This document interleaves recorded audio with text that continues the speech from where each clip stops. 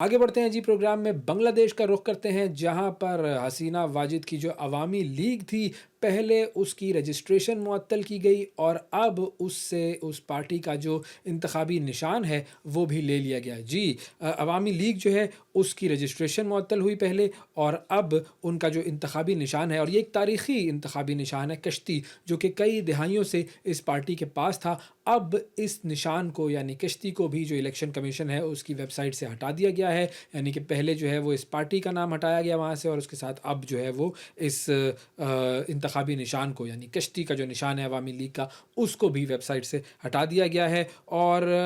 Basically election commission जो है उसने अवामी लीग को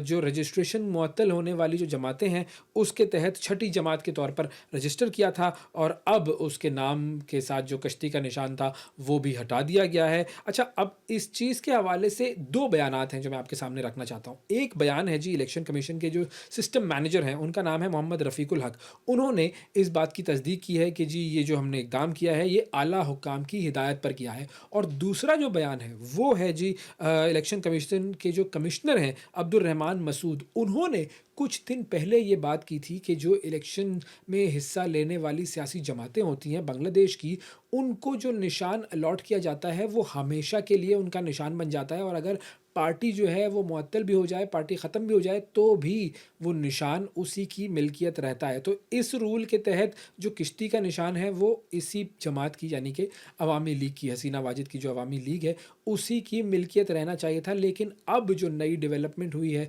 उसमें ये बात सामने आई है कि ये पार्टी जो है वो भी ख़त्म कर दी गई है और इस पार्टी को भी मुअत्तल कर दिया गया है और इस पार्टी से इसका निशान भी ले लिया गया है। तो अब वो जो आइंदा साल अप्रैल में इलेक्शंस होने वाले हैं जिनका ऐलान मोहम्मद यूनुस साहब की जो अबूरी हुकूमत है उन्होंने किया था, तो अब इस पार्टी का उस इलेक्शन में हिस्सा लेना जो है वो बिल्कुल ही नामुमकिन नज़र आता है। अब बढ़ते हैं जी यूक्रेन की तरफ जहाँ पर यूक्रेन और रूस की जो जंग है वो तो हम जानते हैं कि कई साल से जारी है, लेकिन इस जंग के दरमियान ही एक बहुत बड़ा काम और एक बहुत बड़ी तब्दीली आई है यूक्रेन में और वहाँ पर यूक्रेन की जो पार्लियामेंट है उसने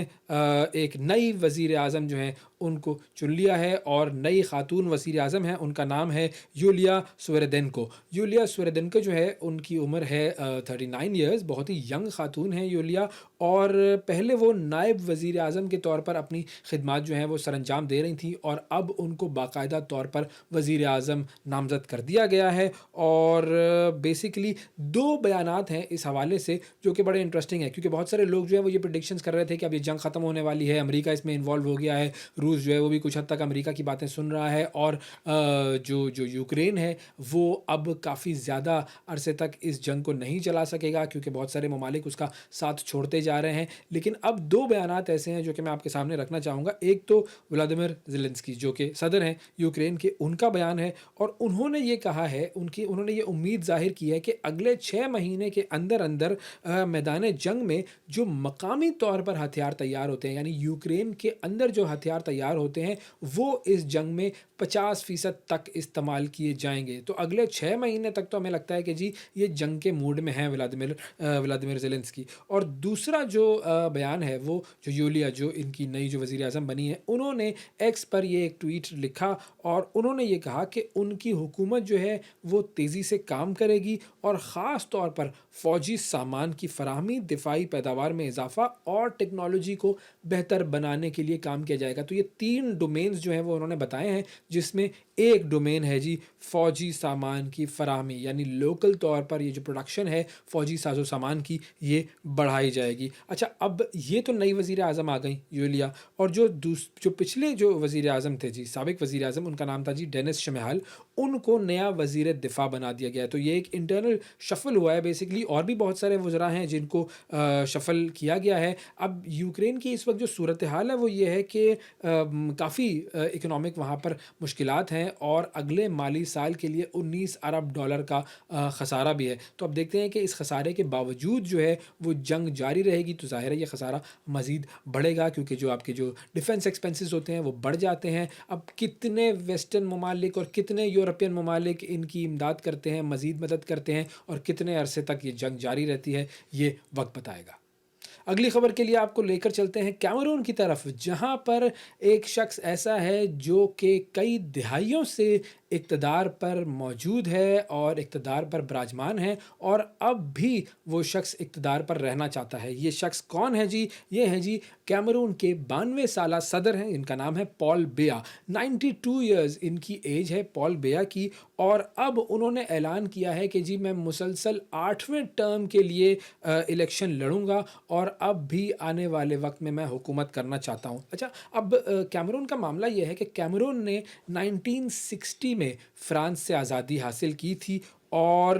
सदर जो हैं पॉल बिया वो 1982 से सदारत की कुर्सी पर विराजमान हैं। तो 1982 से ये साहब सदर हैं और उन्होंने अब बेसिकली सोशल मीडिया पर एक पैगाम जारी किया है और उसमें उन्होंने कहा है कि जी आवाम की जो खिदमत है मैं मज़ीद करना चाहता हूँ और संगीन चैलेंजेस हैं हमारे मुल्क को, मैं चाहता हूँ कि इन चैलेंजेस को सॉल्व करूँ और इसीलिए मैं मज़ीद एक टर्म जो है वो अगली टर्म के लिए इलेक्शन लड़ूंगा। 2008 में बड़ी कन्फ्यूजन हुई थी, बड़ा शोर हुआ था इस हवाले से, और उन्होंने बेसिकली पॉल बिया ने 2008 में एक आईनी तरमीम की थी और आईनी तरमीम करके उन्होंने सदारती जो मुद्दत है, सदर की जो टर्म है, उसको बेसिकली उसकी हद ख़त्म कर दी थी और 2018 में वो मुतनाज़ा तौर पर 71% वोट उन्होंने हासिल किए थे और वो फिर सदर बन गए थे। अब अक्टूबर में इलेक्शंस होने वाले हैं और उन्होंने ऐलान किया है कि वो अक्टूबर के इलेक्शंस में भी हिस्सा लेंगे। अब बढ़ते हैं जी यूरोप की तरफ, जहां पर बरतानिया और फ्रांस के दरमियान माइग्रेंट्स के हवाले से एक डील हुई है और इस डील का नाम है वन इन वन आउट। अब ये one in one out deal जो है ये क्या है, इस हवाले से नवीद आलम हमारे कॉरेस्पॉन्डेंट यूके से हमें ज्वाइन कर रहे हैं। जी नवीद, बताइएगा ये one in one out deal जो है फ्रांस और यूके की, ये क्या डील है? जी अवैध साहब, अंदरूनी सियासी दबाव की वजह से बरतानिया यूरोप के मुख्तलिफ ममालिक से माहदे कर रहा है, क्योंकि जो सबसे ज़्यादा जो इमिग्रेंट्स जो तारकिन वतन कश्तियों के ज़रिए बरतानिया में दाखिल हो रहे हैं वो यूरोप से दाखिल हो रहे हैं और जिन ममालिक का वो रूट यूज़ करते हैं वो ज़्यादातर जर्मनी और फ्रांस के साथ पहले मुआहदा किया गया कि जो भी इमिग्रेंट्स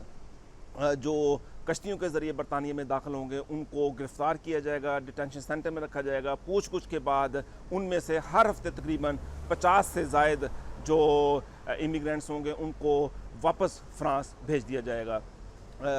क्योंकि इसकी जो सबसे बड़ी रीज़न बताई जा रही है वो अंदरूनी सियासी दबाव है, क्योंकि जब सर केयर स्टारमर जो लेबर पार्टी के वज़ीर-ए-आज़म हैं, जो मुल्क के भी वज़ीर-ए-आज़म हैं, उन्होंने अपने मैनिफेस्टो में ये वादा किया था कि हम नेट इमिग्रेशन को नीचे लेके आएंगे, लेकिन अब तक बरतानवी हुकूमत मुकम्मल तौर पर नाकाम नज़र आती है। नंबर्स एकदम नहीं बढ़े, नंबर पिछले 15 साल से मुसलसल बढ़ रहे हैं, लेकिन अब तकरीबन हर अपोजिशन पार्टी इसको सियासी एजेंडे के तौर पर इस्तेमाल कर रही है। इसी वजह से हमने देखा कि हालिया सर्वे जो हुए हैं उनमें जो लेबर पार्टी है उनकी रेटिंग मुसलसल डाउन हो रही है। इसी तनाज़र में जर्मनी के साथ भी एक मुआहदा किया गया है कि जर्मनी